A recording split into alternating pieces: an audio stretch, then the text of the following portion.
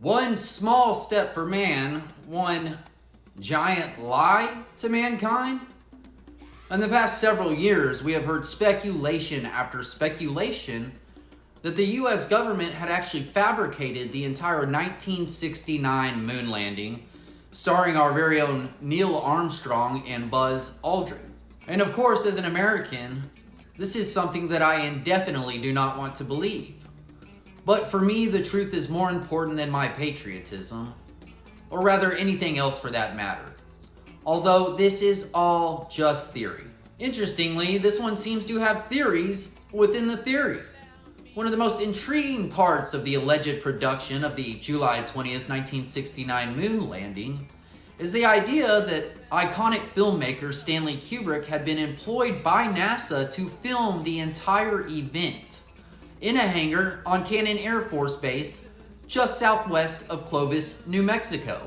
Some claim that Kubrick, famous for Spartacus and Full Metal Jacket, did such a bang-up job with the realistic special effects to his 1968 movie, 2001: A Space Odyssey, that no other Hollywood director could suffice the role bestowed onto him by the National Aeronautics and Space Administration.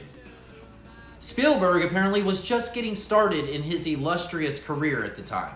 So, as far as the actual film content alone, speculators believe the camera film used on the lunar module's ladder steps would have been fogged due to radiation, let alone completely burnt up from the intense heat of the environment on the surface during daytime hours. Now let's dive into Kubrick's Cluebricks for a hot minute. I can only imagine the heavy burden of carrying such a massive secret for such a long time. And many believe that Stanley left a few apologetic nuggets into his 1980 film, The Shining. Probably the most notable clue in the film is young Danny's Apollo 11 USA sweater that appears to be a knitted Christmas gift from Grandma. Now, this film was on the cusp of the 80s, so it was quite an interesting choice from an event that took place over a decade earlier, although quite a significant event.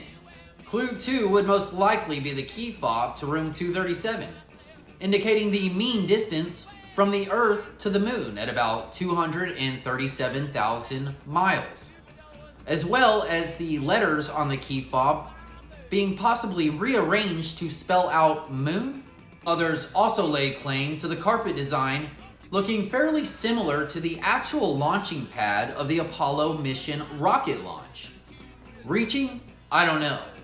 But I do find it interesting that Hollywood just recently released an entire movie all about faking the moon landing production, July 12th of this last year.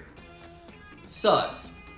Another notable and highly interesting fact about Stanley Kubrick to me is that in the wake of possibly his most controversial film yet, Eyes Wide Shut, he passed away just 6 days after premiering the film to Warner Brothers Studio of a heart attack.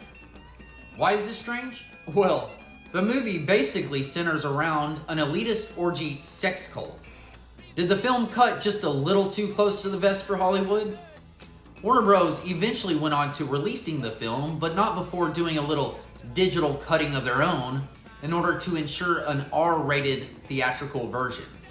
So, whether you believe Stanley Kubrick played a significant role in one of the most infamous speculated illusions purported by NASA and the United States government or not, there is nothing short of controversy in the career of this legendary filmmaker.